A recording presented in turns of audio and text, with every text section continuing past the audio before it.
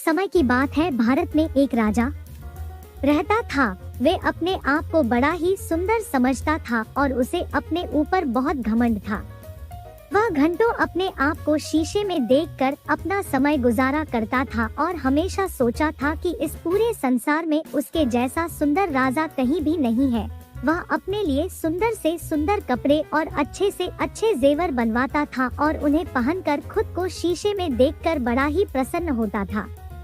उस राजा की सारी प्रजा उससे बड़ी परेशान हो गई थी, क्योंकि वह प्रजा की समस्याओं को सुनने के बदले प्रजा से यह पूछा करता था कि वह कैसा लग रहा है, और हर दिन एक से बढ़कर एक नए नए बालों के स्टाइल बनाकर दरबार में आया करता था, जिसके कारण उसके कान पूरी तरह से उसके बालों और जेवरों से ढके रहते थे और प्रजा की बात उस तक नहीं पहुंच पाती थी।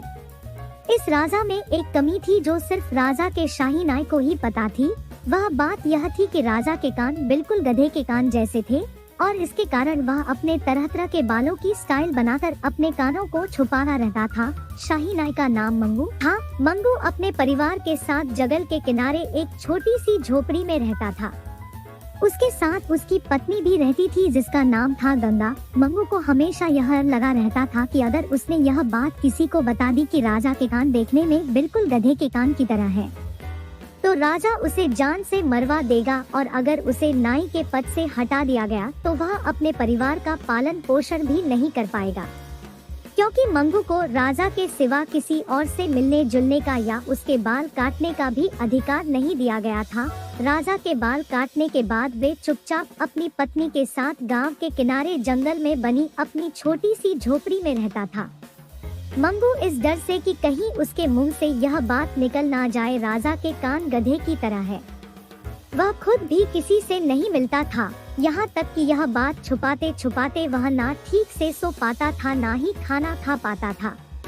वह बड़ा ही दुख भरा जीवन बिता रहा था। उसका ऐसा हाल देखकर एक बार उसकी पत्नी गंगा ने कहा, आखिर तुम्हें क्या हो गया है? जब से तुम शाही नाई बने हो, ना ठीक से खाते हो, ना पीते हो, ना ही कहीं जाते हो। ज्यादातर समय हमारे घर के पास बहने वाली नदी को देखने में बिताते हो। पहले जब तुम शाही नाई नहीं थे तो हम ज्यादा खुश रहते थे। कम से कम हम लोगों से मिलते जुलते और अपना समय खुशी से बिताते थे। नाई ने अपनी पत्नी से कुछ भी नहीं कहा। वह दौड़ता हुआ नदी के किनारे चला गया और वहां बैठकर चुपचाप पानी को देखने लगा। गंगा बड़ी परेशान हो गई और वह भी मंगू के पीछे पीछे आ गई। नदी के किनारे चारों तरफ इमली के पेड़ लगे हुए थे। गंगा बोली, मैं तुम्हारी पत्नी हूँ, आखिर क्या परेशानी है? एक बार बताओ तो मैं किसी को नहीं बताऊंगी, विश्वास करो। मंगू बोला, गंगा तुम्हें पता है हमारे महाराज के कान गधे की तरह है, लेकिन अगर मैंने यह बात किसी को भी बता दी तो महाराज मुझे मृत्यु दंड दे देंगे। मुझे समझ में नहीं आता कि कहीं मैं किसी के सामने यह बात बोल ना दूं, इसलिए मैं किसी से नहीं मिलता। लेकिन इसके कारण मैं बहुत दुखी हूँ, क्योंकि मुझे अपने मित्रों की बहुत याद आती है। मैं एक एक करके सबको खो रहा हूँ। और मंगू गंगा को पकड़कर रोने लगा। इमली के पेड़ मंगू की कही हुई सारी बातों को अपने अंदर सोख रहे थे। मंगू की पत्नी ने वादा किया कि वह यह बात किसी को नहीं बताएगी, लेकिन जल्दी ही वह यह बात किसी ना किसी को बताने के लिए बेचैन होने लगी। इसलिए एक दिन वह इमली के पेड़ों के पास गई और वहीं पर चुपचाप धीरे धीरे पेड़ों को गले लगाकर कहने लगी कि तुम्हें पता है राजा के कान गधे की तरह है।